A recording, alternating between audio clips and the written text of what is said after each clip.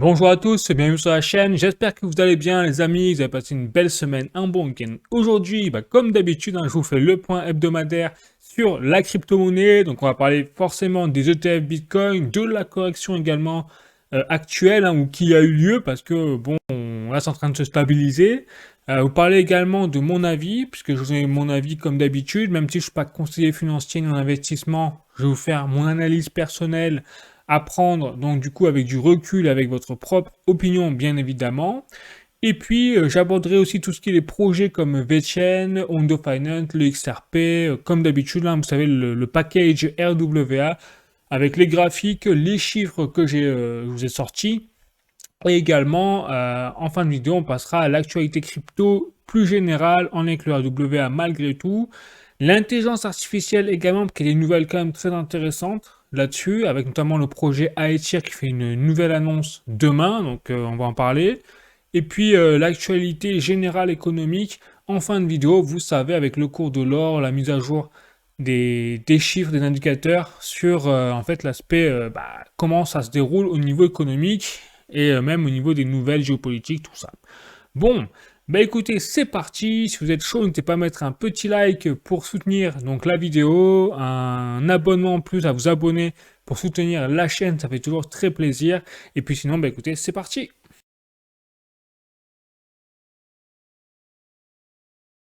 Et je commence avec les ETF Bitcoin Spot de Farside Investors. Regardez, cette semaine, ça a été tout simplement dans le rouge. Effectivement, on a plus de capitaux sortants cette semaine. Ça faisait un moment qu'on n'avait pas connu ce genre de phénomène. Eh bien, on a eu une semaine, voilà, on a eu entre 500 et 1 milliard de dollars de flux sortants sur les ETF Bitcoin Spot. Et donc, on reste quand même, et c'est là où moi, quand je vois la panique vraiment des gens sur Twitter, ça se comprend. C'est vrai que ça fait pas plaisir de voir le rouge, surtout quand on s'est habitué justement à voir des montées des prix assez régulières ces derniers temps sur les prix du Bitcoin ou même de la crypto-monnaie et tout, l'Ethereum, etc. Mais ça fait quand même rigoler quand je vois la panique des gens en fait sur des corrections de quelques pourcentages avec un Bitcoin qui est toujours au-dessus des 100 000 dollars. Ça me fait rêver.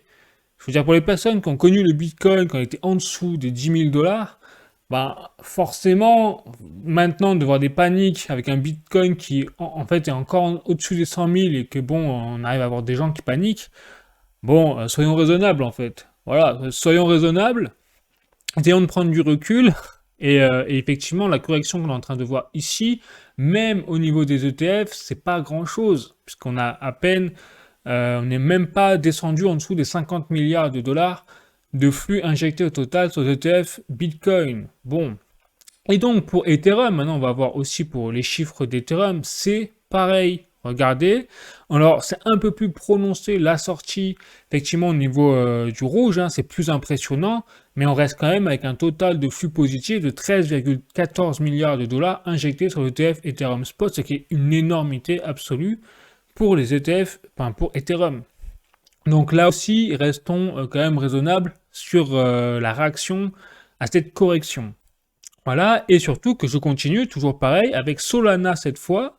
Et là, Solana, par contre, nous a fait comme une balle de fusil. Ça a passé crème, donc la petite crise momentanée, on va dire, sur les crypto-monnaies. Et regardez, on est à 308,7 millions de dollars de flux injectés au total en positif sur Solana, avec une semaine qui a été totalement positive. Voilà. Donc, globalement, quand je vois cet aspect-là, pour moi, c'est une correction de parcours. C'est pas la fin des haricots, c'est pas le bear market, c'est voilà, juste une correction, prise de profit de la part des institutionnels.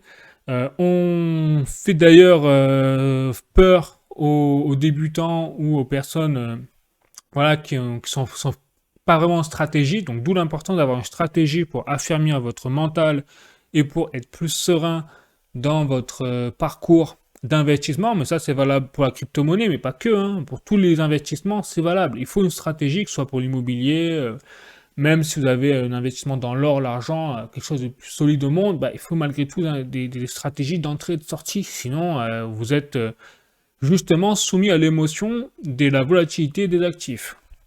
Voilà, c'est ce qu'on a constaté encore une fois. Ça n'a pas changé pour cette dernière correction. Allez, je continue. Cette fois, je passe aux articles donc crypto. Je commence avec le cryptost.fr. Plus bas de 9 ans, la quantité d'ETH sur les exchanges crypto ne cesse de chuter. Depuis 9 ans. Est-ce que vous vous rendez compte quand même le délire dans lequel on est? Donc on a eu une correction que je pense passagère, clairement avec de la panique, encore une fois engendrée avec même des propos comme quoi bah, finalement c'est le bear market et tout, ça y est, on y est, c'est la fin d'Areco en gros pour la crypto-monnaie. Et à côté de ça, on se retrouve avec des indicateurs on-chain quand même incroyables, c'est-à-dire qu'en 9 ans, on n'a jamais eu aussi peu d'Ethereum encore disponible sur les plateformes exchange, du jamais vu, quelque part. Surtout quand on voit désormais les cours du Bitcoin, etc., le marché crypto dans son ensemble. Donc ça veut dire quoi? Ça veut dire que tous les investisseurs quelque part long terme, les baleines ou même les particuliers, eh bien, ont retiré majoritairement leurs Ethereum des plateformes exchange pour les stocker donc sur des cold wallets à l'abri en sécurité. Et donc, il y a un objectif derrière qui est de garder ces crypto-monnaies, ces Ethereum sur le long terme. Sinon, au contraire, ça aurait été un indicateur comme quoi il y aurait plus d'Ethereum sur les plateformes exchange dans l'objectif de les vendre qu'autre chose. Ah, donc aujourd'hui, on a carrément un indicateur explosif de la sensation de la position des gens, en fait, des investisseurs sur Ethereum. Ils parient sur le long terme et donc forcément sur une hausse des prix. Voilà. Moi, c'est mon avis quand je vois ce genre de nouvelles, surtout que vous allez voir, je ferai le même topo après sur le Bitcoin. Bon, autre nouvelle hyper intéressante, Coin Academy, Vanguard fait volte-face, leader mondial des ETF envisage enfin d'ouvrir la porte à Bitcoin. Alors, incroyable, c'est-à-dire que Vanguard déjà, c'était je dirais, le plus arc-boutiste, le plus gros détracteur de tout ce qui est les gestionnaires d'actifs au niveau mondial contre le Bitcoin. Donc je pourrais vous ressortir notamment les propos du PDG de Vanguard de l'époque. Alors entre-temps, je crois que c'est fait limoger, ou en tout cas, il y a un haut directeur qui s'est fait limoger. Je pense que ce ne serait pas étonné que ce soit en lien justement avec le Bitcoin, parce que comme Vanguard a raté en fait le virage crypto, aujourd'hui ils sont pas en train de se mordre les doigts, parce qu'ils voient que BlackRock, leur principal concurrent, est en train de tout détruire et de se faire des marges de folie avec le Bitcoin sur le dos du Bitcoin. Donc, ils sont en train peut-être de réfléchir et de réviser leur position. Mais qu'au moment, ça je trouve fou, on a une correction, on a des personnes qui commencent à se dire, allez, ça y est, c'est la fin des cryptos, c'est la fin du bull run, ou c'est la fin même des prises de profit sur le Bitcoin. Eh bien, on a carrément l'institutionnel, on va dire le plus grand détracteur du Bitcoin, qui dit, finalement, nous, on va peut-être rentrer sur le Bitcoin à ce moment-là. Voilà, donc ça aussi, ça fait quand même réfléchir. Donc c'est là où je dis, on n'est plus, peut-être, je peux me tromper là-dessus, je sais pas, mais en tout cas, on est peut-être sur une autre configuration de cycle de hausse, vous savez, de bear market et de bull run sur le Bitcoin, sur les crypto-monnaies dans leur ensemble, parce qu'on n'a plus la même configuration que les cycles passés, avec les entrées justement des institutionnels, notamment en plus maintenant avec Vanguard qui va sûrement annoncer son entrée prochaine dans le Bitcoin, on n'est plus du tout dans la même configuration que par le passé. Voilà, donc moi j'ai dit faites très attention, il y aura toujours des cycles, ça c'est sûr, tous les actifs possèdent des cycles, mais il suffit de voir également l'or, le cours de l'or, on en parlera en fin de vidéo, qu'il nous fait aujourd'hui, c'est qu'il ne respecte absolument pas les standards classiques des cycles normalement du cours de l'or. L'or, à la base, doit faire plus 5% par an. 5-10% par an, c'est le bout du monde. Depuis 2 ans, il nous fait du 50-60% de performance sur une année, quoi. C'est du jamais vu pour l'or. Voilà, donc on est dans peut-être une période, dans une géopolitique, dans une économie, où tout est en train d'être révisé en termes de positionnement, même que ce soit au niveau économique, monétaire, géopolitique, la totale. Voilà. Donc, attention, il faut être vigilant cet aspect-là et ne pas se reposer sur les acquis parce que le passé dit que on a eu tel jalon et il s'est passé telle chose. On va reproduire exactement la même chose pour aujourd'hui. Voilà, c'est pas gagné. Ensuite, je continue. Un article, cette fois, de Journal du Coin. Regardez BlackRock, Bitcoin. BlackRock va lancer un nouvel ETF qui permettra de générer du rendement sur Bitcoin. Donc, vous voyez, les institutionnels, là, ils sont comme des fous, là. Donc, nous, on se pose la question, le Bitcoin, ça y est, c'est foutu. On a eu la grosse montée, maintenant, ça va descendre. les institutionnels ne jouent pas sur la même échelle, sur la même longueur d'onde, sur les mêmes montants. Voilà, donc c'est ça qu'il faut vraiment réviser aujourd'hui et prendre en compte pour la suite des choses, en fait. Simplement. Bon. Donc c'est intéressant quand même ce qui se passe. On est vraiment plus dans le même mood, dans le même paradigme, en fait, même crypto, je pense, que par le passé. Tout a changé avec l'arrivée, en fait, des ETF et des gros poids lourds de la finance comme BlackRock et désormais peut-être même Vanguard.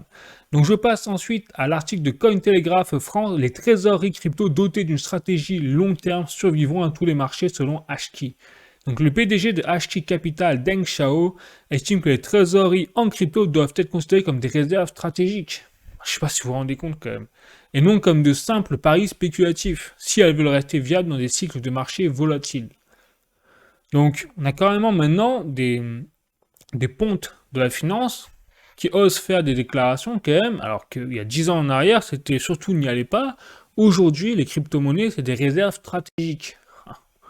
On croirait presque qu'ils parleraient du pétrole, je sais pas, du blé ou de ressources naturelles, de l'eau, enfin de quelque chose de, bon, de ressources stratégiques, pour le coup. Bah non, ils parlent de la crypto-monnaie. C'est pour ça, les données ont changé, en fait. Les données ont changé. Et donc, maintenant, je passe passer à tout ce qui est graphique et indicateur, on va dire, on-chain. Donc, on voit voilà, la TVL du Bitcoin. Regardez, dans la total value locked du Bitcoin est en phase vraiment croissante.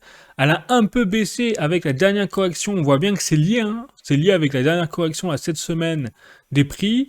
Mais globalement, elle reste vraiment à des niveaux extrêmement importants.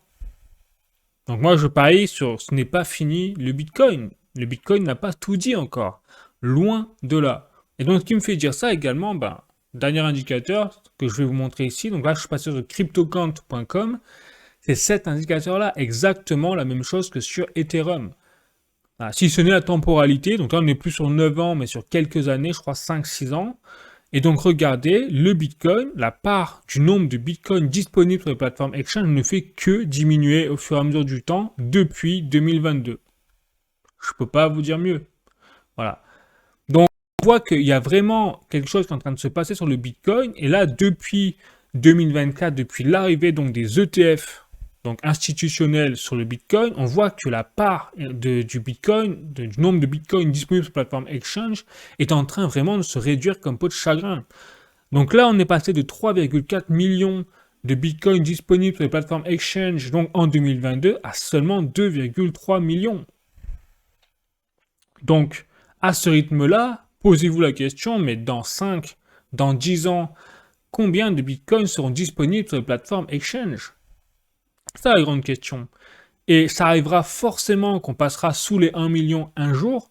Pourquoi? Parce que maintenant, c'est plus comme avant, c'est plus uniquement lié à l'aspect spéculatif des marchés de cycle bull run et de cycle baissier, avec notamment des prises de profit au milieu, enfin les baleines qui déchargent leur Bitcoin, donc une fois qu'ils ont notamment atteint le pic des prix selon elles. Voilà, donc ça c'est fini. Maintenant on est sur, vous avez vu, sur des institutionnels qui ont une stratégie long terme. Ils sont pas là pour du spéculatif court terme, ils sont là pour construire des réserves stratégiques sur le long terme, comme le dit le PDG de Hashkey Capital. Donc eux, les bull runs de 4 ans, les cycles de 4 ans, ils en ont rien à battre en fait, c'est mon expression. Mais eux, ils sont là pour accumuler du Bitcoin et les garder dans leurs réserves sur le long terme. Voilà, pour en fait sortir du dollar et de l'euro et de tous les shitcoins là, que vous avez contrôlés par les banques centrales. Voilà, on en est en fait. Donc voilà pourquoi je pense, je suis de plus en plus convaincu qu'on n'est plus dans les mêmes configurations de cycle haussier et baissier que par le passé. C'est parce que la nature même en fait du Bitcoin a changé. Par le passé, c'était la volatilité et la prise de profit uniquement qui intéressaient. Aujourd'hui, le Bitcoin, c'est une valeur refuge en fait. Et non pas, et même plus puissante, je dirais, que l'or, puisqu'il est extrêmement accessible, le Bitcoin, et surtout, il est bien plus, on va dire, la supply est bien plus limitée pour le Bitcoin que pour l'or, parce que l'or, on le sait, on arrive quand même à trouver de temps en temps des mines, on n'est pas à l'abri qu'on trouve d'autres réserves d'or sur Terre ou même dans l'espace, hein, on est là, à un moment, sur les météorites ou des trucs comme ça, ou sur Mars, pourquoi pas, vu les articles passés là-dessus. Bon, Alors que le Bitcoin, surtout, est plus pratique de son aspect numérique à utiliser. Donc il y a ça qui est en train de rentrer en compte. Donc c'est pas à prendre à la légère. Donc quand je vois ce graphique, on voit bien que les institutionnels sont en train de faire la razzia en fait des bitcoins, même sur les plateformes exchange. Bon, allez, je continue. Maintenant, j'ai passé au projet crypto, notamment comme VeChain. En tout cas, tout ça, c'est mon avis, hein. Je rappelle, c'est mon avis. Ça n'engage que moi. À vous de faire vos propres recherches et votre propre opinion également par la suite. Donc maintenant, je passe à VeChain notamment, et je vous avais dit la semaine dernière que j'allais vous faire le résumé du white paper 2.0, vous savez, avec la plateforme VBetterDAO, qui a publié en fait la fondation VeChain. Donc là, je me suis basé sur ChatGPT, tout simplement, c'est plutôt puissant comme outil. Regardez, donc j'ai demandé de faire le résumé, hein, tout simplement, du white paper. Et donc la vision de VeChain désormais, c'est qu'à travers leur plateforme VBetterDAO, ben, ils se positionnent comme une infrastructure donc Web3 durable, combinant blockchain, intelligence artificielle, que je vous disais la semaine dernière, hein, et écologie, pour créer une économie plus responsable. L'objectif est de rapprocher les technologies décentralisées des besoins réels des entreprises et des citoyens. Donc vraiment, je vous dis, VeChain, à travers les actions tokenisées, on va dire c'est les seuls qui font ça, et en plus ils mettent dans le centre de la nouveauté, hein, c'est qu'ils mettent en place l'intelligence artificielle désormais, donc c'est en train de combiner vraiment le narratif RWA et le narratif IA. Et ça c'est extrêmement puissant. Donc les points clés, blockchain et économie circulaire. La blockchain est utilisée pour garantir la transparence, la traçabilité et la confiance. VBetter cherche à connecter les utilisateurs à une économie basée sur l'impact positif, réduction de carbone, action écologique vérifiable, etc. Ça, c'est on y croit, on n'y croit pas à l'écologie. Je vous laisse le soin de choisir cette option-là, mais en tout cas, ce qui est bien, c'est que VeChain s'inscrit dans une position durable et positive, entre guillemets. Donc ensuite, intégration de l'IA, je dirais que c'est le plus important dans ce nouveau white paper, hein, parce que c'est la nouveauté. L'intelligence artificielle est au cœur de la stratégie. La stratégie, donc automatisation, agent intelligent et analyse des données. Donc là, on est pile poil dans la blockchain qui permet le recueillement parfait des data, données numériques, avec couplé à l'IA qui permet d'améliorer justement ce recueil de données. Donc la VeChain, à eux tout seuls, sont en train vraiment de s'inscrire en deux narratifs extrêmement puissants. Donc l'IA permet de fluidifier les interactions, d'améliorer la productivité, de créer de nouveaux modèles économiques, tout simplement. Écologie et durabilité, alors je vais passer ça parce que, excusez-moi, mais tout l'aspect écologie et durabilité, moi personnellement, je n'y crois pas trop. C'est mon engagement, ça n'engage que moi. Mais quand je vois le baratin qu'ils ont mis avec les taxes carbone en Europe et tout le tralala, quand on voit que derrière à côté la Chine, eux, n'en ont rien à battre, nous, on passe vraiment pour des bouffons, encore une fois, hein, désolé. Bon, écosystème et cas d'usage, mise en place d'un réseau de partenaires, donc entreprises, gouvernements, citoyens, etc. Cas d'usage, donc supply chain transparente, finance verte, engagement citoyen, récompense durable. Bon, donc c'est un projet vraiment qui, en tout cas, outre l'aspect environnement, s'inscrit vraiment sur la supply chain pour les industries, donc amélioration de la logistique, de la productivité, mais également en plus RWA, tokenisation d'actifs et même d'actions désormais. Et donc l'accent est mis sur la valeur d'usage plutôt que la spéculation. Voilà. Et donc adoption et vision long terme, VBetter va devenir un standard dans la convergence IA plus blockchain plus impact écologique. Objectif, attirer aussi bien les grandes entreprises que les citoyens dans un modèle économique durable et décentralisé. Donc, que du positif pour VeChain avec, vous voyez, l'arrivée désormais officiellement de l'IA dans le projet VeChain. Bon, allez, je continue et pour vous dire que VeChain s'inscrit vraiment dans quelque chose qui est vraiment au niveau technologique révolutionnaire, c'est qu'ils obtiennent régulièrement, hein, vous savez, dans mes vidéos, je vous le dis, des nouveaux brevets, tout simplement. Et là, ils ont obtenu un nouveau brevet aux États-Unis notamment. Donc le 23 septembre, hein, voilà. C'est-à-dire le Mobile Automated Inventory Container Bin on System. C'est-à-dire donc c'est en fait un inventaire automatisé mobile. Simplement, je crois que c'est ça. Mais en tout cas, la force de VeChain, c'est que régulièrement, il décroche de nouveaux brevets aux États-Unis, donc de nouvelles technologies. Je pense qu'ils en sont moins leur 10e brevet déposé et obtenu, parce qu'on peut, c'est autre chose que de déposer un brevet, mais c'est une autre chose de l'obtenir. Alors, eux, c'est des brevets obtenus et garantis, en fait. Voilà.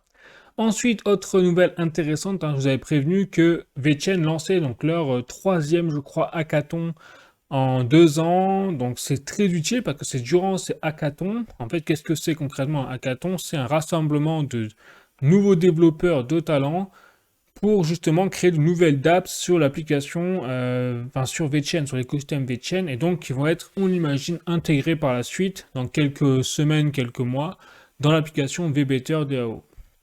Donc là, ils sont en train de booster à travers ce genre de global hackathon et en plus avec des prix quand même alléchants de 30 000 dollars pour les meilleures applications et meilleurs développeurs, et bien de nouvelles dApps en préparation sur leur écosystème. Donc c'est très intelligent ce qu'ils font et ça marche, puisque vous voyez, depuis qu'ils ont lancé le premier hackathon en début, en 2000, ouais, je crois que c'est fin 2024, eh bien on voit que derrière on a eu un décollage des nouvelles adresses, donc que désormais on a 13 138 000 nouveaux portefeuilles sur l'écosystème de VeChain avec quand même 41 000 nouvelles d'adresses rien que sur ces dernières 24 heures. Voilà.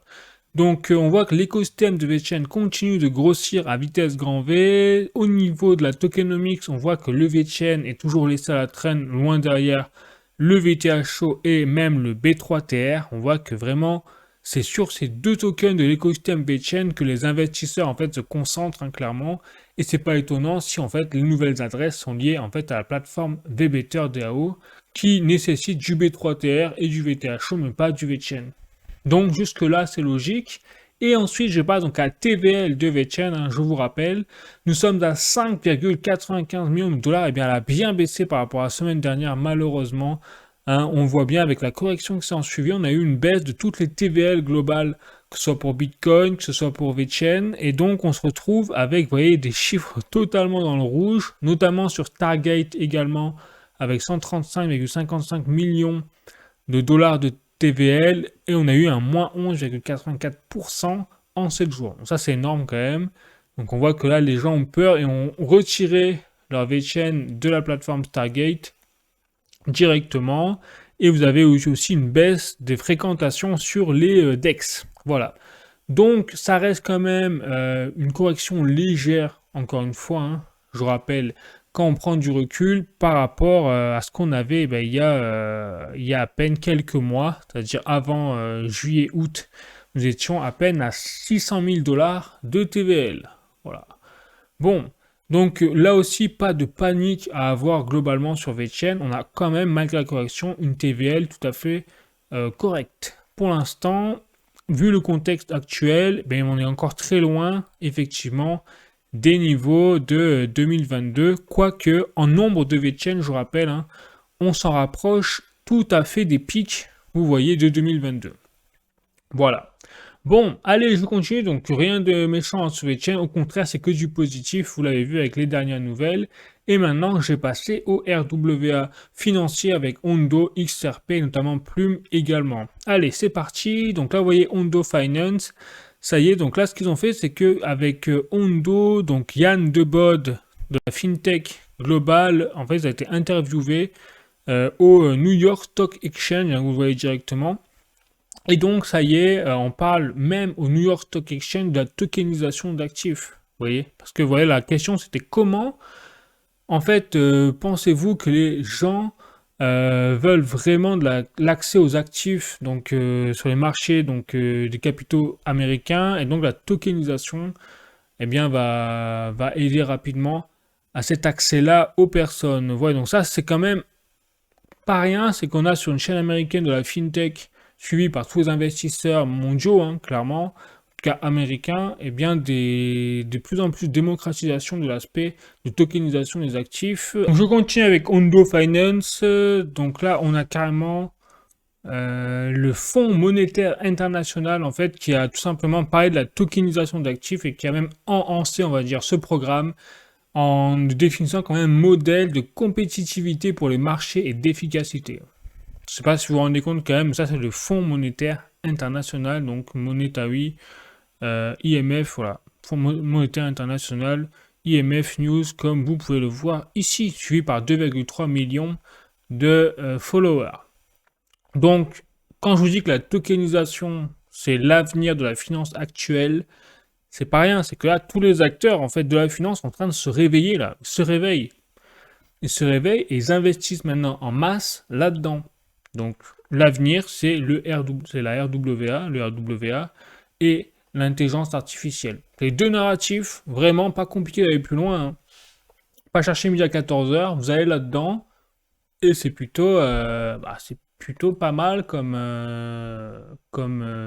performance derrière, parce que regardez, là j'ai un tweet toujours de Hondo Finance qui fait référence en fait à sa performance. Donc les données sont sorties de Artemis, comme vous pouvez voir ici, et c'est donc le stock market de Hondo Finance tokenisé. Donc je rappelle que le global market de Hondo Finance est sorti donc en septembre là, 2025. Et regardez un peu l'évolution tout simplement de l'actif, notamment de la TVL quelque part, de la plateforme Global Market. On a déjà atteint plusieurs millions de dollars de, de flux, de volume sur la plateforme. Donc je sais pas si vous vous rendez compte quand même, mais ça en quelques mois là. Ça a commencé même pas quelques mois que je raconte. On est le 28 septembre. Donc depuis début du mois, là, Hondo avec sa Global Market est en train de tout faire exploser. Voilà un peu ce que ça révèle sur en fait la dynamique d'adoption du RWA par les institutionnels et également même les particuliers, les investisseurs. Donc Hondo Finance toujours. Donc quand je vous dis que le RWA est en train d'être vraiment approuvé par même les autorités américaines, c'est que maintenant le public a parlé. Donc les marchés tokenisés sont là pour rester et ils le seront également dans le futur, déclare Caroline Despam, donc la présidente ou la commissaire voilà, de la CFTC, c'est-à-dire l'organisme de régulation aux États-Unis des marchés en fait boursiers, mais liés aux commodities, c'est-à-dire aux marchandises en fait, et non pas à confondre avec les securities, et non pas à confondre avec la SEC, notamment la Securities Exchange Commission, qui elle régule les marchés boursiers, mais sur l'aspect financier du titre, notamment comme la bourse, etc. Voilà. Donc, même les autorités de régulation sont en train de dire, bon, ok, effectivement, le marché tokenisé, c'est pas rien quand même. Voilà. Pas vous dire mieux. Et donc, là où c'est intéressant, c'est que Hondo Finance, la TVL, malgré la récente correction qu'il y a eu, eh bien, n'a pas réagi comme le Bitcoin, ni même comme VeChain. Elle a continué de faire exploser sa TVL, comme vous pouvez le voir ici. Donc, la TVL de Hondo, je vous invite vraiment à suivre ce projet de très près. Parce que malgré la TVL que vous pouvez voir, là, qui est quand même extrêmement performante sur le graphique, hein, sur la courbe à l'écran, eh bien, les cours du Hondo n'ont pas vraiment bougé. C'est-à-dire, on n'a pas des performances incroyables sur Hondo. Donc, je vous invite vraiment à surveiller ce projet parce que je pense, c'est mon avis, dans les mois qui vont suivre, les années qui vont suivre, c'est un projet qui peut vraiment exploser en termes de prix. Tout simplement parce que les fondamentaux sont au rendez-vous. Donc, je continue maintenant, les amis. Je vais passer toujours dans le RWA, mais je passe notamment à Ripple et au XRP. Donc, ça y est, avec donc la liquidité du RLUSD, donc le stablecoin RLUSD de Ripple, et bien désormais en live sur le fonds Buidel de BlackRock tokenisé, hein, là également, et également le VBIL tokenisé de Vanek, et bien ce partenariat va apporter en fait simplement encore plus de puissance de frappe entre guillemets, hein. Je traduis pas, je fais en gros ce qui ressort un peu de l'interview, et bien de plus de flexibilité et de rapidité sur les échanges financiers sur les plateformes. Voilà.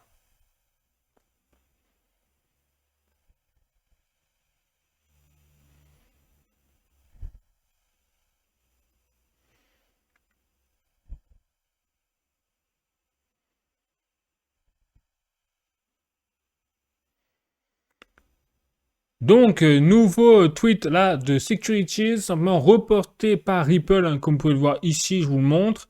Et donc là, c'est intéressant parce que dans cette interview, eh bien, on a justement en fait l'annonce que le partenariat désormais entre Ripple et BlackRock et Vanek, donc je ne sais pas si vous vous rendez compte quand même le délire là, ce qui est en train de se passer, c'est qu'en fait, on a la liquidité du stablecoin RLUSD de Ripple qui va être mis en live sur les plateformes, les tokenisés, donc Buidel de BlackRock et VBIL de Vanek. Et donc le CEO Carlos Domingo, comme vous pouvez voir, donc ça c'est le PDG de Securities, eh bien a déclaré tout simplement que le partenariat avec Ripple va apporter quelque part une régulation, une autorité dans tout ce qui est le système de yield bearing, on peut voir, donc qui permet de faire bouger la rapidité, les stablecoins avec flexibilité et rapidité, et donc instantanément bouger du RWA aux plateformes on-chain, hein, avec le RLUSD qui permet d'apporter au final un énorme avantage. Donc tout est en train d'exploser là au niveau du RWA, vous le voyez bien.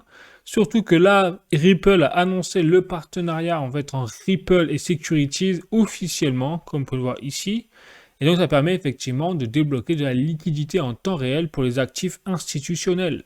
Bon, et donc il parle effectivement de BlackRock avec le fonds Beedle, de Vanek avec le fonds Webull, et donc toutes les plateformes exchange en partenariat également, et de la plateforme Securities, bien évidemment, comme je vous l'ai montré avec l'interview de Carlos Domingos, le PDG de Securities. Bon, allez, je continue.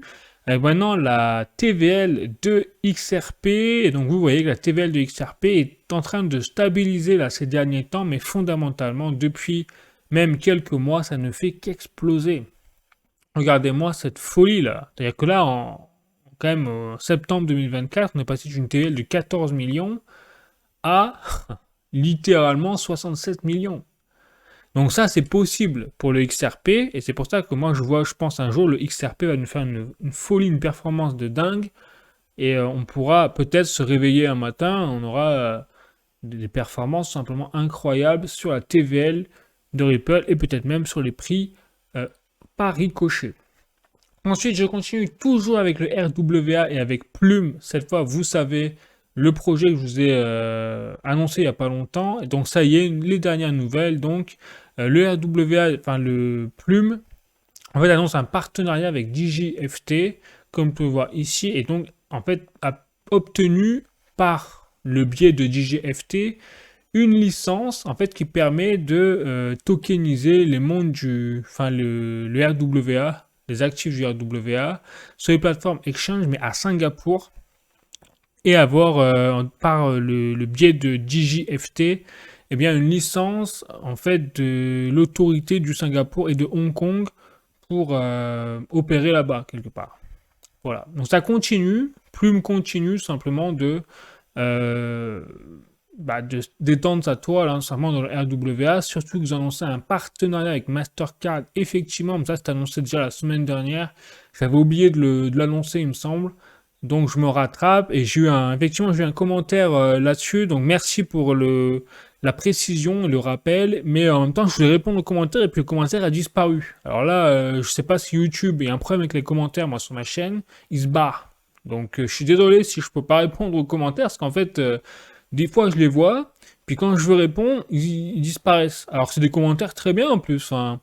Donc, je sais pas ce qui se passe, mais visiblement, il y a des soucis des automatiques, là, la modération YouTube sur les commentaires, donc peut-être sur les mots-clés ou je sais pas.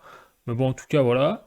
Et ensuite, toujours sur Plume, c'est intéressant parce que vous voyez là, on a un rapport de Messari, donc crypto, qui fait référence à la TVL et la force de frappe. Vous voyez, de Plume, donc même Messari, loue la performance de Plume, donc il faut le faire quand même, parce que Messari, c'est une entreprise de data analytique, donc ils n'ont pas vraiment à prendre parti pour tel ou tel projet, mais là, c'est tellement explosif qu'ils l'ont fait quelque part à travers leurs propos, puisque la TVL de Plume, effectivement, parle pour elle-même quand même sur le graphique, a atteint 577,8 millions de dollars de TVL au 15 septembre 2025. Alors, ça s'est un peu stabilisé.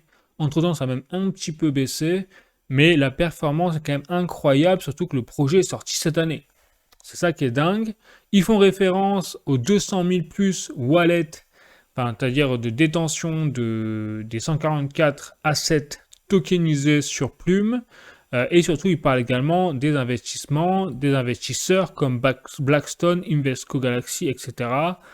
Et c'est pas tout, il prévoit qu'effectivement, ça va continuer, entre guillemets, à l'avenir. Et donc, pour vous montrer tout ça en détail, effectivement, je suis sur rwa.xyz. On voit que le marché tokenisé en global continue d'exploser, puisqu'on est déjà à 406 523 holders d'actifs tokenisés sur les marchés globaux, hein, Ethereum, Plume, toutes les blockchains confondues.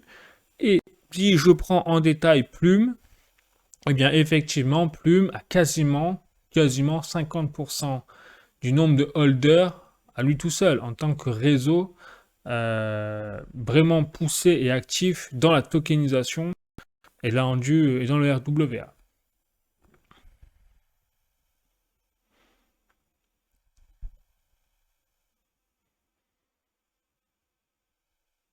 Donc effectivement, vous le voyez, on a 203 134 détenteurs d'actifs du RWA sur le réseau Plume. Et surtout, regardez un petit peu, sur 30 jours, on a une explosion des volumes de transfert. Hein, on voit sur Plume. Et surtout là, Messari, vous voyez, parlait de 144 comptes de RWA sur Plume. Et on est désormais à 160. Déjà, donc on voit bien qu'il y a vraiment une explosion sur tous les niveaux de ce projet-là. Et que ça va continuer à l'avenir. Il y a juste la petite, il y a la valeur RWA qui a baissé sur les 30 derniers jours de 3%. Là-dessus également le market cap des stablecoins sur Plume. Bon, voilà, mais c'est quand même assez énorme ce qui est en train de se passer au niveau du RWA. En ce moment, on le voit au niveau des nouvelles, hein, des actualités. C'est incroyable. Donc le narratif RWA, c'est pour moi, avec l'IA, un des plus gros narratifs je pense même pas de la décennie, mais du siècle en fait, clairement. Donc on a la chance d'avoir l'opportunité aujourd'hui, en tant qu'investisseur, en tout cas pour ma part, c'est comme ça que je le vois, de pouvoir investir dans ce genre de révolution de la finance traditionnelle, hein, tout simplement, avec la blockchain au milieu. Je vais passer maintenant au projet Aetir et donc à l'intelligence artificielle et notamment à la prochaine annonce de Aetir, hein, donc qui a l'air quand même assez phénoménal selon eux. Alors, il faut toujours se méfier avec les annonces que font les projets même par exemple, quand VeChain fait des annonces. Bon, au final, à la fin, tout le monde est un peu déçu parce qu'il y a le fantasme derrière et tout. Donc, est-ce que Aetir prévoit quelque chose vraiment d'énorme pour demain? Parce que là, c'est au 28 septembre qu'ils ont fait cette annonce-là, ce tweet. Pour demain, donc, c'est-à-dire le 29. Voilà, donc on en saura plus demain, mais en tout cas, on voit que Aetir, c'est vraiment un projet qui construit des partenariats dans tous les sens et qui vraiment innove, et puis surtout, eh bien, est vraiment très bien positionné pour ce qu'ils disent eux-mêmes, et ils le disent très bien, pour être le nouveau pétrole de l'intelligence artificielle. Donc ils le disent, chaque industrie est en train de capitaliser sur l'innovation de l'intelligence artificielle, et donc l'intelligence artificielle, la révolution en tout cas, fonctionne sur un carburant, une essence, c'est-à-dire le high performance GPU, c'est-à-dire le cloud computer en fait, de type haute performance, donc le nouveau pétrole du 21e siècle, donc le pétrole moderne. Et effectivement, ils ont raison, parce qu'aujourd'hui, l'intelligence artificielle, c'est le narratif par excellence, je dirais aux côtés du RWA, mais d'abord l'IA, parce qu'on voit que l'IA, ça va être sur le long terme. On est au tout début. On voit à travers ChatGPT, les plateformes comme Claude, etc., qui déjà sont extrêmement performantes et qui on a à peine gratté la surface, donc on voit que c'est même inquiétant tellement c'est performant. Mais l'IA en général, maintenant je suis l'intégrer dans les robots, etc., on se retrouvera comme dans les films de science-fiction dans 100 ans, quoi. Bon, et donc tout ça, forcément, ça fonctionne à travers le GPU, c'est-à-dire le cloud computing, mais également en fait la puissance de calcul des ordinateurs. Voilà, donc Aetir, qui fournit justement du GPU à grande échelle, eh bien, est parfaitement positionné pour profiter de cette révolution de l'IA. Et donc, là où je vous dis qu'on est au tout début de quelque chose quand même de bouleversant au niveau même de la société, eh bien, ce que là, j'ai un article de cointribune.com, une IA de Google résout un problème mathématique réputé impossible. Bon, c'est quand même assez fou, quoi. C'est-à-dire qu'aujourd'hui, on a même, j'ai appris ça, au sein même de ChatGPT, ou même des entreprises de Claude, etc., ils ont donc des boîtes noires, ils appellent ça comme ça. À l'intérieur, vous avez tout le code qu'ils ont fait pour justement créer l'IA. et ils sont en train de recruter des psychologues et des gens comme ça pour essayer de comprendre eux-mêmes ce qu'ils ont créé. Tellement l'IA est performante et quasiment indéchiffrable en tant que telle. Je sais pas si vous vous rendez compte quand même, en fait, on est en train de perdre le contrôle quelque part, on a déjà perdu le contrôle de ce qui a été créé à travers des intelligences artificielles ultra sophistiquées, mais pas encore au point de le faire comme dans, par exemple, iRobot, compagnie, les films de science-fiction comme ça. Mais on se dirige vraiment vers cet aspect-là, surtout quand on voit que des IA sont désormais capables de résoudre des choses que les humains ne sont pas capables de faire, en fait. Voilà. C'est là où ça devient quand même assez inquiétant dans ce sens-là. Bon, allez, je continue maintenant, je vais passer aux actualités crypto, hein, plus générales, du moins toujours en lien avec le RWA. Donc là, j'ai un article de cryptost.fr, Morgan Stanley va autoriser le trading crypto de Bitcoin, Ethereum et Solana via sa plateforme eTrade. Donc ça continue, vous voyez, les avancées réglementaires en cours aux États-Unis semblent libérer le potentiel des crypto-monnaies dans la finance traditionnelle. Voilà. Donc, quand je vous dis que les institutionnels ne savent plus comment faire maintenant pour prendre leur part du gâteau dans les crypto-monnaies, c'est qu'on voit que ce soit au niveau bancaire, que ce soit au niveau des gestionnaires d'actifs, ils mettent en place des services crypto. Bon. Donc, c'est l'avenir.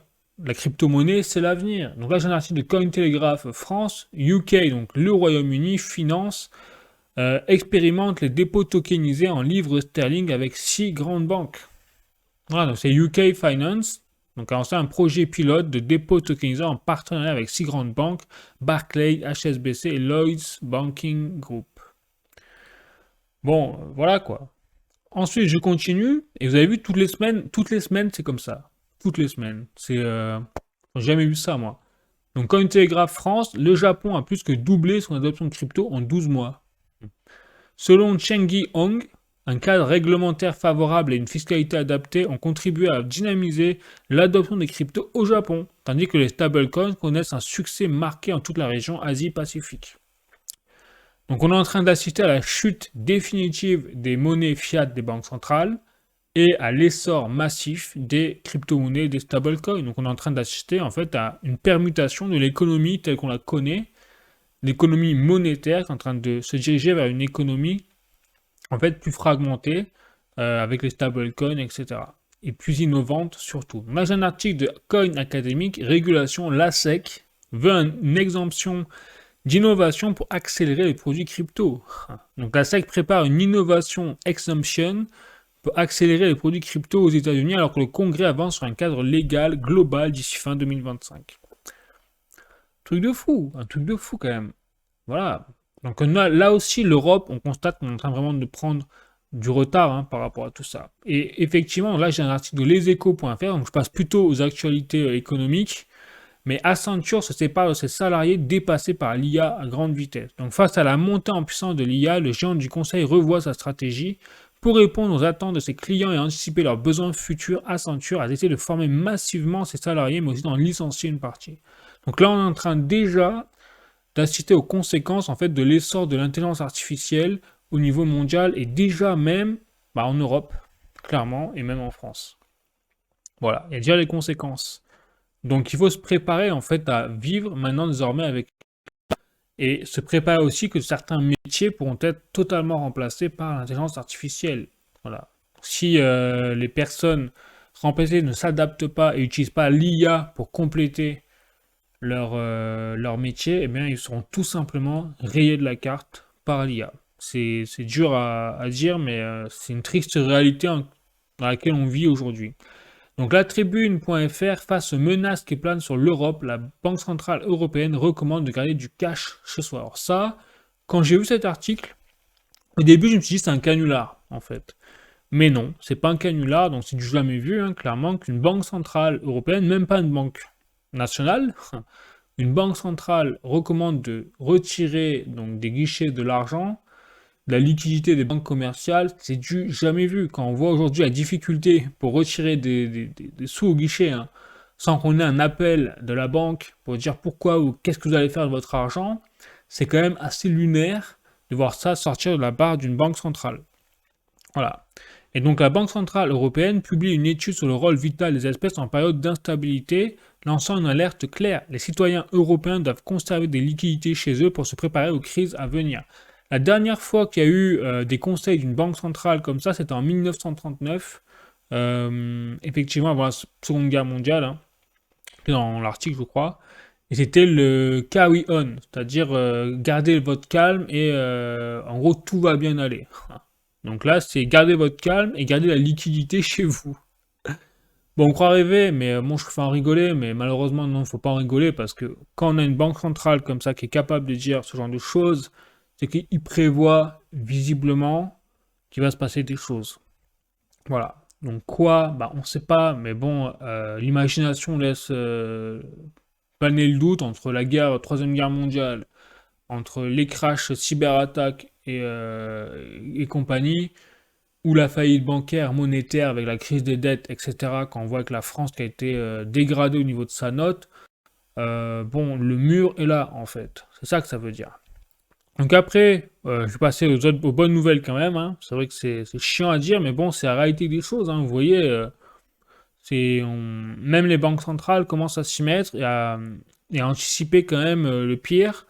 Donc là, maintenant, je passe à boursorama.com avec notamment le cours de l'euro par rapport au dollar, vous savez, pour mettre à jour un petit peu les données, les graphiques.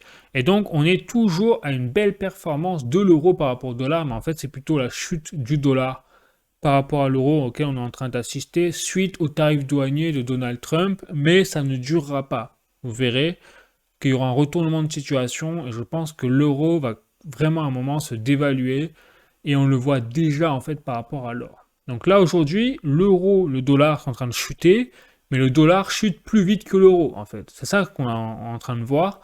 Pourquoi je dis ça? Tout simplement parce que par rapport à l'euro, par rapport à l'or, eh bien, il n'y a pas photo, il se fait exploser l'euro, puisque l'or a encore battu un nouveau record cette semaine. Et là, on a 103 390 euros le kilogramme 24 carats. Bon, c'est du jamais vu. À ce rythme-là, vous voyez, on a atteint les 104 000 euros en semaine plus haut. On a atteint un nouveau record cette semaine. Ça continue, vous voyez. Donc l'or est vraiment en train de nous passer un message violent, c'est que on est en train d'assister à la chute totale des monnaies fiat parce qu'il y a eu des records par rapport à l'euro, mais également par rapport au dollar. Donc les monnaies fiat sont en train de se casser la gueule. Voilà. Et donc on est en train d'assister à une hyperinflation de plus en plus au fur et à mesure du temps parce que ça va de plus en plus vite, en fait. On le voit bien. Donc encore une fois, hein, moi tout ce que je peux dire, donc ce sera tout pour cette vidéo les amis. J'espère que vous avez appris des choses, vous avez ne pas mettre un like quand vous avez aimé la vidéo, vous avez appris des choses, à mettre des commentaires, il y a des choses peut-être que vous pouvez eh bien, critiquer ou des choses sur lesquelles vous êtes d'accord, n'hésitez pas, il n'y a aucun souci là-dessus, on est là pour débattre. Mais en tout cas, moi ce que je peux dire à travers ces choses-là, c'est que effectivement, bon, ça fait un moment quand même que je parle de l'or, de l'argent, du bitcoin, hein, ça fait 2 ans, 3 ans même maintenant que je commençais la chaîne. Et effectivement, bah, quand je crois mes premières vidéos, l'or était encore à 50 000 euros, pour vous dire. Donc on voit vraiment que là, en 2-3 ans, on a une performance de l'or équivalente à 25 ans. Donc quand je vous dis que c'est du jamais vu pour l'or, c'est pas pour rien. Donc on voit que l'or, ça reste la valeur refuge par excellence. L'argent a également battu un nouveau record. Alors je sais pas si je dois avoir l'argent là. Je vais vous présenter l'argent. Je vais vous remettre l'argent quand même au milieu. Regardez l'argent, on a atteint un nouveau record historique, c'est-à-dire avec un 1280 euros le kilogramme d'argent. Du jamais vu. Voilà. Donc pareil, l'argent est en train d'exploser. Bon. Et donc le Bitcoin, logiquement, devrait suivre. Voilà, puisqu'on a l'or qui explose, donc logiquement, dans les mois qui viennent, je m'attends à avoir un nouvel atterrage du Bitcoin qui se calque en fait quelque part sur l'or à quelques intervalles de distance. Voilà les amis, mon opinion sur la suite des choses. Donc je suis très bullish sur la crypto-monnaie encore une fois. La correction qu'il y a eu là récemment pour moi, ça n'a aucun impact sur la suite des choses, si ce n'est qu'il y a eu une respiration, en fait une correction qui permet de reprendre derrière bien plus fort la suite des choses. Et puis surtout maintenant la crypto-monnaie c'est devenu une valeur refuge en fait, et même une innovation, une nécessité quand on voit l'accélération de l'intérêt des institutionnels pour le secteur du RWA, également pour l'IA. Voilà, donc je ne peux pas vous dire mieux. Je suis très positif pour la suite des choses dans ce secteur-là. Par contre, je suis bien moins positif sur l'aspect, vous savez, je m'en suis jamais caché, hein, sur l'aspect monétaire, des dettes, etc. Je pense qu'on arrive à la fin du système et qu'on est en train vraiment de toucher du doigt de plus en plus. Allez, sur ce, je vous souhaite une très bonne semaine. Il faut rester fort parce que de toute façon, on a des solutions. Et puis, je vous dis à la semaine prochaine. Je vous fais la bise. Ciao.